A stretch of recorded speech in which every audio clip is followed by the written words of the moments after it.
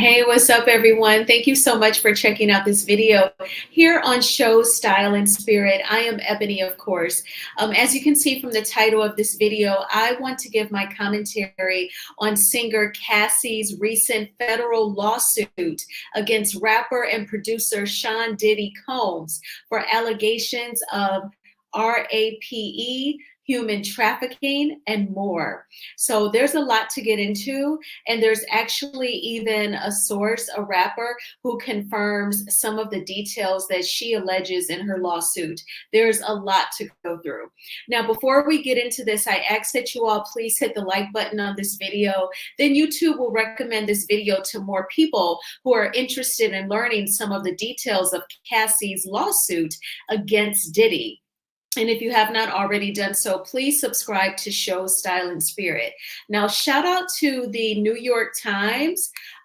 This writer did an amazing job of combing through the lawsuit and including some very serious allegations. Mr. Ben Cesario, that is the byline on this article from the New York Times.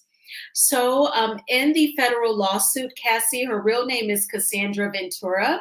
She once dated Diddy, as we all know. They met in 2005 when Cassie was just 19 years old. So she is 37 now. And she says that from the beginning of the meeting, he quickly started dating her, allegedly, and that he was instantly very controlling. And there were times where he would beat her several times a year. And also, he allegedly, according to her lawsuit, was into voyeurism, where he would want to watch her have sex with other men, and he would have her look up male escorts to be her partners, and he would watch and film her. Even some of these videos that were recorded on her cell phone, Cassie was deleting them, but Diddy let her know that he still had copies of the videos that she deleted. And one time on a flight, he even made Cassie watch one of the videos that she thought she deleted. And there's definitely much more. Cassie, or Miss Cassandra Ventura, says, after years in silence and darkness, I am finally ready to tell my story and to speak up on behalf of myself and for the benefit of other women who face violence and abuse in their relationships. And of course, Diddy has definitely responded to the lawsuit via his lawyer, Ben Brafman. So now I want you all to pay attention to this quote. So Diddy's lawyer, Ben Brafman, said, Mr. Combs vehemently denies these offensive and outrageous allegations. For the past 6 months, Mr. Combs has been subjected to Miss Ventura's persistent demand of $30 million under the threat of writing a damaging book about their relationship, which was unequivocally rejected as blatant blackmail. Despite withdrawing her initial threat, Ms. Ventura has now resorted to filing a lawsuit riddled with baseless and outrageous lies, aiming to tarnish Mr. Combs' reputation and seeking a payday. Now, in my opinion, Mr. Brafman did not draw up the strongest response to this lawsuit. Because if allegedly Cassie wanted Diddy to pay her $30 million for her silence, why would the book be damaging about their relationship?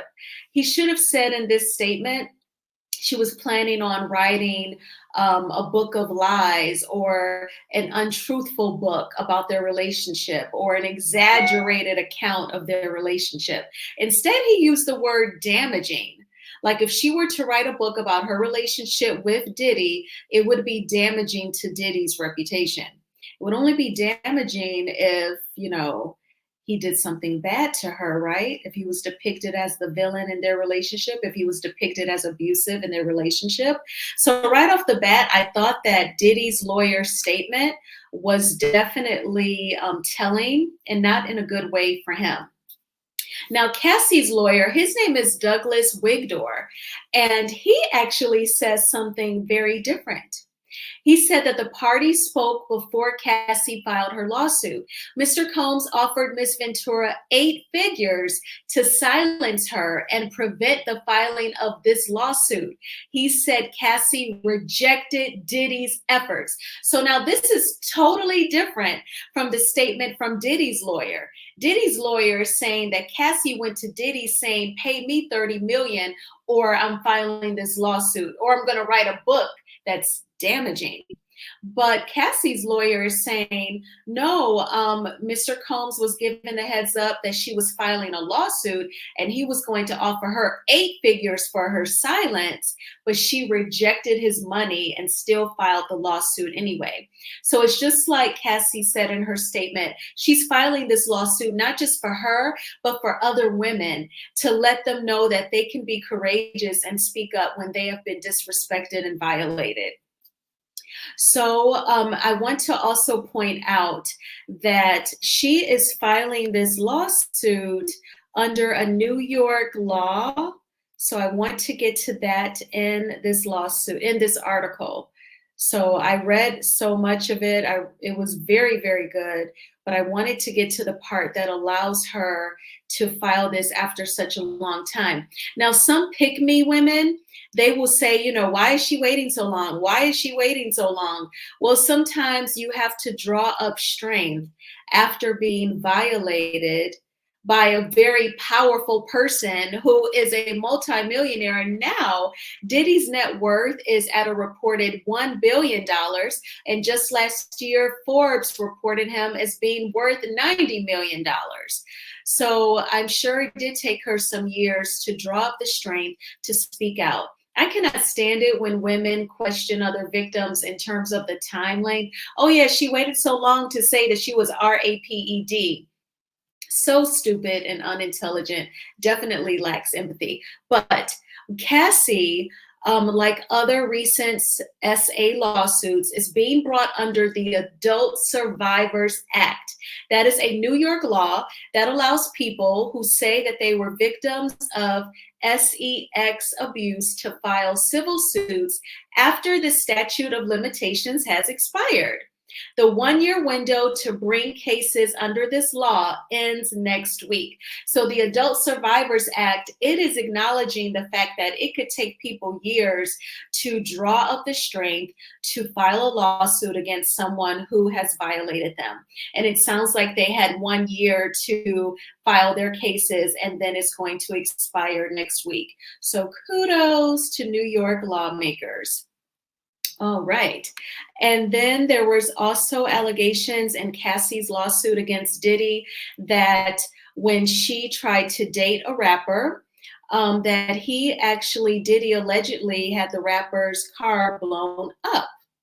And this happened in early 2012. Diddy was so angry about Cassie dating the rapper Kid Cudi, or Kid Cudi, Cudi, that he said he blew up the rapper's car. Around that time, his car exploded in his driveway. And through a spokeswoman, rapper Kid Cudi confirmed Cassie's account that his car exploded. This is all true, the rapper said. So Cassie already has a source to corroborate at least one of the claims in her lawsuit. In my opinion, that is huge. What do you all think?